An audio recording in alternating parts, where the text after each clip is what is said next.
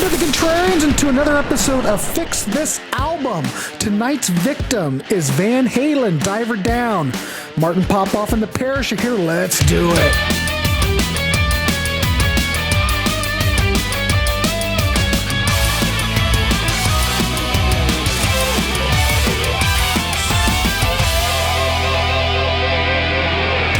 Welcome to the Contrarians and to yet another episode in our series for this month. This is where, ladies and gentlemen, we take an album that we know that needs fixing. It's not a perfect album. We're looking at Van Halen, Diver Down. Now, we know through the years this has always been looked down upon, like it's kind of rush, it's got a lot of covers, needs some work. Well, Martin and the Parish are here, and they know that they can fix this record. So I'm going to throw it over to Martin first, just to get everybody prepped for this. Martin, what can you do with Diver Down? Yeah, so this is an album that everybody did complain about at the time. It was short as usual, which nobody liked. I mean, it had these named intros. Nobody liked that either. And it was obviously a mask for the fact that it was short and there were a bunch of covers. And I don't even think the originals are particularly good on it. And it also, sowed the seeds of discontent within the band. This is where Dave wanted this idea. The label was kind of on board with this as well. They did the Pretty Woman cover, which they made a video for that, which didn't get played a lot. That's kind of like a, in Van Halen lore kind of thing. But it was goofy, the old school purist Van Halen fans didn't like that idea, and it was kind of like a cheesy, vampy sort of thing. So they'd already done that. It is going to show up on this album, but Eddie was totally against this idea of doing all these covers. I definitely can see some fixes I would do with this album. So going through it, they kick off with that Kinks cover. It's kind of an obscure Kinks song. It's not very good. It's just kind of a casual sort of song. It reminds me of doing You're No Good on Van Halen 2. But they do a good job of it because Dave's personality comes through. He does sell this song, so it's pretty cool. It's all right. We move on to Hang 'Em High. Now with Hang 'Em High, you're getting a fast, heavy song, so that should excite me as a young metalhead sort of thing. But I do feel like the playing on this album is very casual. It's kind of unwound. You hear the verses on this with all the hanging chords and Dave kind of talking his way through it. It's not a particularly convincing heavy song, but definitely retain it because we do need these originals here. And by the way, when I talk about fixing this album, I don't mean completely revamping it. I want to keep the spirit of, okay, this is the Notorious album where they have a lot of covers kind of thing. Next, they've got Cathedrals on here. It's an instrumental. It's just one of these, interstitial, whatever that word is, pieces that links up with other songs. To me, it's just it's kind of a silly experiment. I don't think it should be on the album. Although if you leave stuff like this on an album, don't name it and give us a 40-minute album, and then it's fine, right? But I say replace it with One Foot Out the Door, which is a proper song, but it's also just this short as well, and it's sort of based on this riff that sounds like a synthesizer riff anyways. So it's an actual song that feels like it's in the spirit of this Cathedrals thing. Next, we've got Secrets, which is kind of like a mellow shuffle, and I hate shuffles pretty much of all sorts. The only bands that do shuffles well are Black Sabbath and Cathedral, and I'm not even happy when Uriah Heep does shuffles, even though they're super famous for it. But Black Sabbath does them well. You think of Hole in the Sky, and yeah, Cathedral, absolutely amazing. But no, this is just a mellow Van Halen shuffle. It's a bit fillerish. Grant, you talked before about how even when they're writing songs, they sound like filler, and I think this does, but we got to retain it. It was on the album. It's an original. Next we move into Intruder, which is an instrumental at 139, and Oh Pretty Woman. And I'd say I would completely replace this song. We've already gotten it as a single, as a picture sleeve single. I would replace it with Aerosmith's Sweet Emotion, which they covered in the old days. I have a list of all the songs. I did this book called Unchained, a Van Halen user manual, which had all these really cool trivia chapters in it. And I made this long list of all the songs they covered at the time. So when I'm replacing something here, it's something they actually covered. In the old days, they did cover Last Child, Sweet Emotion, and Walk This Way. I think Sweet Emotion has that funky, heavy vibe. It's the kind of song that you can see David Lee Roth selling those great Steven Tyler lyrics. It's got all these parts, so it's really cool. And then I would actually add in a song here as well. I would add in another original, and I would go with I'll Wait from 1984, because, again, I feel like it's a song based on a synthesizer riff, so it's got that light, airy feel of this album, and it aligns, I think, with One Foot Out the Door as well, which is kind of experimental. So I'm going to add that in. And if you think of Sweet Emotion being longer than Oh Pretty Woman and One Foot Out the Door in here, you get a side here, which gets rid of the idea that Van Halen is giving us these glorified EPs. So we're probably looking at a 35-minute side now, or not 35-minute side, 17, 18-minute side. Instead of what they had, which is probably more like 15 minutes, 14 something, right? Side 2, Dancing in the Street. I say retain this. I think they do a good version of this because Eddie does give it this cool experimental, burbly, bubbly, sort of pulsating guitar thing, and it's a song that the fans complained about, but I think it's a guilty pleasure. I think a lot of fans kind of appreciate it. It's got that great Van Halen production, that Brown sound that I always talk about as a combination of Alex and Eddie together, but I think you get a lot of really neat Alex in here. Then we've got Little Guitars intro, ridiculous title, which leads to Little Guitars. I say absolutely retain this, but combine them, get rid of that title, the intro title. I love this song. This is one of my favorite Van Halen songs of all time. I think it's the most ambitious original on here, and it's quite mellow and poppy, but I still love it. I think it's just a great Van Halen song. Then we've got Big Bad Bill is Sweet William Now. I think this is just like a bridge too far. It is a cover, but it's there's enough silliness across the album. We don't need to get this silly. So I would replace this with Rick Derringer's Still Alive and Well, which they also covered in the old days. And to me, this is like the precursor to Rock and Roll Hoochie Coo, which they also covered, and Sitting by the Pool, which is like the best, the muscular, the absolute actualized version of this Derringer line that you get. But that would be too much to ask. I don't think they ever covered Sitting by the Pool, but Still Alive and Well absolutely sounds like an Aerosmith song. It sounds like Sweet Emotion, or the riff part of Sweet Emotion. It's funky, it's heavy. They could do a great version of this, and I think it would be a hit on here. Next, we have The Full Bug, and I would retain that on the album, even though it is a shuffle, and I'm not crazy about this song. I never liked it. I consider it filler, but we got to leave it in there. We need some originals that they wrote as well. Going to the end, I would still keep Happy Trails because it is short. And it is in the vibe of the album. Everybody kind of remembers it. It's a famous sort of thing that they do. So I think that's cool that it's in there. But in between, just before we get to the end, I would add in yet another cover, Led Zeppelin Trampled Underfoot, which they did cover in the old days. And I think this is a cool kind of deep track choice. It would get a lot of talk at the time. It would probably get played on radio. I'm sure Eddie would come up with some really cool thing to do with that John Paul Jones riff, the same way that Jimmy Page played it on the guitar live. But I think Van Halen would do a kind of a really cool thing with this. And it just has that cool, funky, tough vibe that I think David Lee Roth can get behind as well. So those are the ways I would fix this album. So we're adding in some things just to bring it up to album length. And I think you get a 37, 38-minute album out of it this way, which would quell some of the complaining about all the covers, because as it is, it's just too thin on the ground with the instrumentals, with the covers, with it being short kind of thing. And that toughens it up a little, but still retains the party nature of that album. So there you go. Diver Down fixed. All right, cool. All right. Thanks, Martin. Awesome. I love it. All right. Parish, let's throw it over to you. What can you do with this record? Okay, well, I suppose I'm continuing the theme that Martin's had in part. So So my introduction to the album, Martin spoke about it a bit earlier, was the single Pretty Woman, which I actually really like. I think it's a great cover. I think the way they do it, it does sound like Van Halen. And then I got that at the time it came out, the day it was released.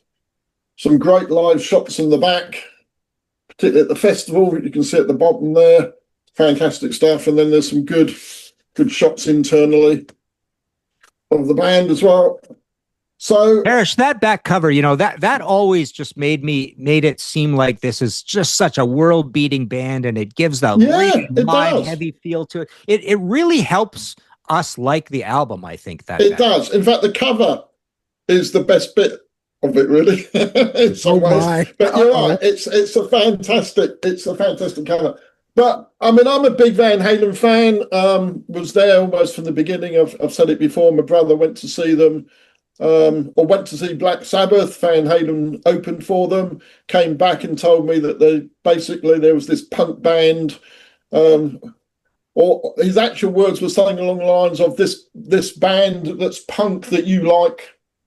Blew him off stage. So I went to the record store the next day, saw a song called Atomic Punk, saw a Kinks cover, which being into the Jam at the time was a good thing, bought the album, of course, not a punk band at all, but fell in love with them and loved them ever since. But this album was disappointing. After, I think, a good run, the debut is fantastic, second album's good, Women and Children First is my favourite, and then you've got Mean Streets, is it the next one? Yeah. Fair Warning. Fair Warning with Mean Streets on it, isn't it? I think that's a really good album. But when this came out, I was so underwhelmed by it. It just sounded like an album that was a kind of like a contractual obligation. They had to release an album, so they threw this together. That's what it felt like. But having said that, it sold 4 million copies in America. Went gold in the UK, was quite a strong album. And I suspect because of Pretty Woman, I think it probably brought a new audience to the album. So I decided I'm going to fix this for the people who bought the album and didn't like the Van Halen songs. I'm going to fix this by making it a total covers album for the people who bought it because of Pretty Woman. That was kind of my starting point. And so I had a lot of fun actually going through songs that I thought would fit into the style of the album that I'd like to hear Van Halen play. And I suspect none of those are on the list that you just mentioned, Martin, but it'd be interesting as I go through it to see if any do appear. So I'd also keep the opener. They have a thing for the Kinks, don't they? They seem to always be able to do a reasonably good version of a Kinks cover version of a song. Second song then, I thought I'd go with what I considered to be almost the very first Blonde Bombshell sort of heavy rock band, which is Sweet. I think there's similarities there with with the harmonies, with the songs, the riffing. And I thought I went through a few ideas, but decided I'd go with Fox on the Run because I think they could do a really good version of Fox on the Run. Make it a Van Halen song, but with those powerful backing vocals as well. So that's that's song number 2. I then cheated because I thought, well, if this is going to be a covers version album throughout, Dave Lee Roth would definitely do California Girls, wouldn't he? Rather than have it and save it for a solo 100%. Album later, he would bring this forward. So you'd get a Van Halen version of this, California Girls with Eddie Van Halen guitar work over it, which I think would sound really cool. So that's my next one. From there, I've gone a little bit. I was thinking, who else is there that's like the Kinks from the 60s that they might be able to cover? And I did a bit of homework about one of the bands that Eddie Van Halen said was not a big influence, but a band they listened to a lot when they were growing up, him and Alex. And that was the Dave Clark 5. So I decided to go with Glad All Over, which I thought could be turned into a Van Halen song. It could be riffed up a bit like they did with the Kinks. got that strong bass line and drumming that would suit the band. So I thought, yeah, go with Dave Clark 5, that would fit in. And then I would finish side 1 with Pretty Woman. I think it's great. And I think that fits in. So flip over, Dancing in the Street, I would keep that, but with a twist. And the twist is later on, there was a hit, I assume it was a hit in the States as well, but there was a hit which was David Bowie and Mick Jagger. And I thought actually doing it as a duet would kind of work. So who could Dave Lee Roth duet with to do their version of Dancing in the Street a bit like that, with a similar video? And I thought there's only one person that Ted Templeton would suggest that Dave Lee Roth should duet with, and that would be Sammy Hagar. But back in 1981, Sammy Hagar duets with Dave Lee Roth on a version of Dancing in the Street with a video similar to the Mick Jagger David Bowie video. So that's sort of kicks off side 2. I then thought about, I want to pick a song that maybe you wouldn't necessarily expect Van Halen to do. What I quite like about Van Halen's covers is they quite often go and take a pop song and rock it up and make it different. So I was thinking about what pop song do I think would fit in with Van Halen around not this period of 1982. And I decided to go with Mr. Blue Sky by ELO.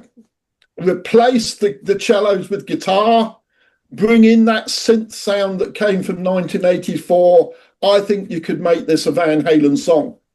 My problem with picking this song, though, is I'm not convinced it would suit Dave Lee Roth's vocals. So why not give Michael Anthony a shout and put him on lead vocals for this? He's got the harmonies, he's got the vocals. Give it to Michael Anthony. We never, as far as I know, we never heard him as a lead vocalist, only ever doing the backing vocals. So yeah, Mr. Blue Sky, rocked up, and then put in Michael Anthony on the vocals.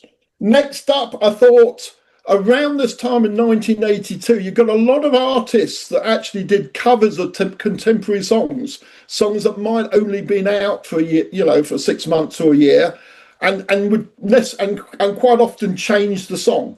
So I think maybe a bit of Cliff Richard and Wired for Sound could sound pretty good by Van Halen.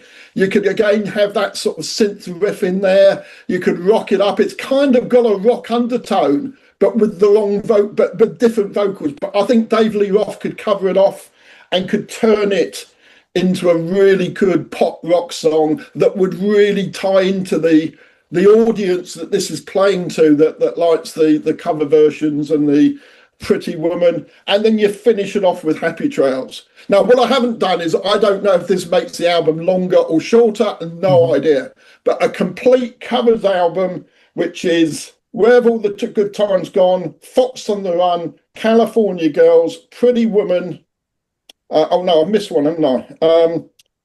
Glad All Over, Pretty Woman, Dancing in the Streets, duet, Dave Lee Roth and Sammy Hagar, Mr. Blue Sky, Wired for Sound, Happy Trails. So that's what I would do to fix this album. Not fix it for the Van Halen fans, as I say, but fix it for the people who bought the album because they wanted to hear more of Van Halen doing Pretty Woman type covers. Parish, could you hear them doing Cliff Richard Devil Woman? Well, I did think that, but I thought that was that's too what obvious. popped into my head. I thought that was a bit too obvious, so I decided. Don't you think David Lee Roth would? Yeah, he would. Be something he would hit. He could absolutely, but I just thought it was a bit too obvious, so I thought I'd go with something a bit off the wall. I just wanted to mention, some of these. I don't suppose any of those were on your list, were they?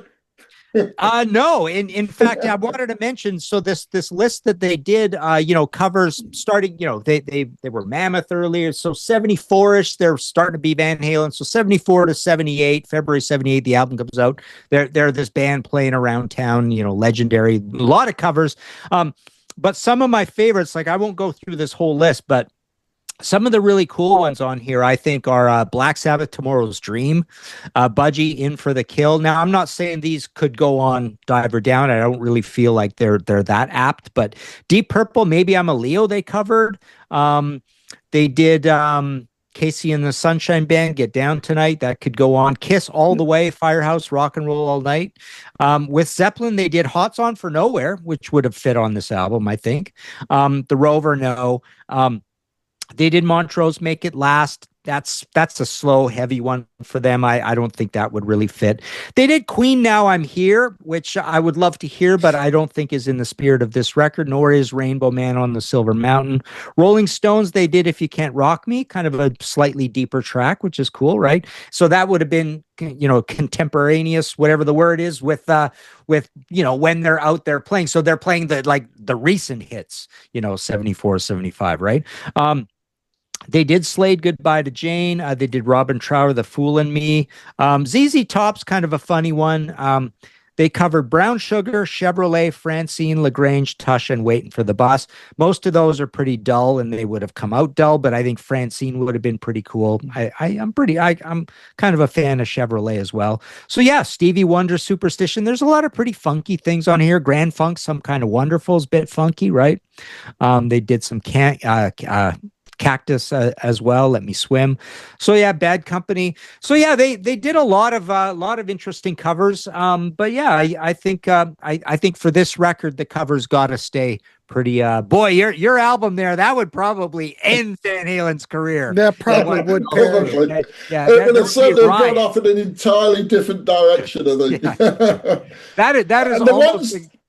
That's almost like a heavy version of Crazy from the Heat, that album. The song I nearly put on there, but decided would be a bonus track when it got to the CD era, was Night Fever by the Bee Gees. Oh, again, with a riff and that kind of synth riff going through it. I think you could turn that into a decent Van Halen song.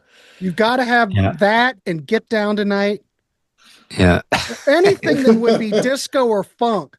Oh, well, Ohio Players Fire, 100%. Boogie Nights was another one by, trying to think who did that. But, anyway, think about if they were playing all that stuff when they were in the clubs, Get Down Tonight, because they were just a big party bands, all they were. And people probably dug Get Down Tonight at the time, the fact that they were doing it, Yeah. Yeah. I love it. I thought I'd go with a contemporary one. That's why I picked Nice. The Cliff Richard. But as I say, this wasn't fixing it for me. I would have hated that album. But I just thought for the people who probably, most of the 4 million who bought it probably didn't get what they thought they were going to get. So yeah, you thought people were going to bitch about it the way it is. If we would have done your album, Parish, with Martin, it might have did them in. It would have been a 10 million seller if they'd done the album. It might have been. Yeah, funny. All right, cool. Good stuff. Oh, Parish, I wanted to show you this. Oh, brilliant. Okay. That just came the other day. Yeah, brutal record. Brutal record. And I don't mean that in a good way. That's Simon Kirke Wildfire bad. That's Mott Drive On bad. Yeah, I know. That's why we're doing it. Because we're doing that Mott the Hoople series in the Warehouse, and we're going to look at this record. Now, everybody gave it, we got to do British Lions. They did. Yeah. So we're going to do it. Anyway, we want to hear from you. What would you do with Diver Down? I know you must be able to, you're going to think, this needs to go, we can add that. We want to hear from you down below. What would you do with Diver Down? How could you make this a better record? Also, we'd love to have you come on the show. We'd love to have you support the channel. We have Patreon. The shows get up there early. There's interaction. You're going to ask Martin questions, for goodness sakes. Hey, I think I have to. I think I have one of those due that I have. Yeah, you do. Right. Anyway, so hey, a lot of interaction. You can support us that way. If that's too much, we have a Ko-fi. Buy us a pint or a cup of coffee. We would love that. We're just trying to turn you on and talk music here in the Warehouse, but we would love to have you and would appreciate the support. And by the way, I keep forgetting this, but we have merch down below. Please get yourself a shirt. Look stylish, for goodness sakes. All right. Based on that, we will be back. I'm not sure exactly what's next, but I got a couple of shows to edit. We will be back, so stay tuned. We'll see you. All right.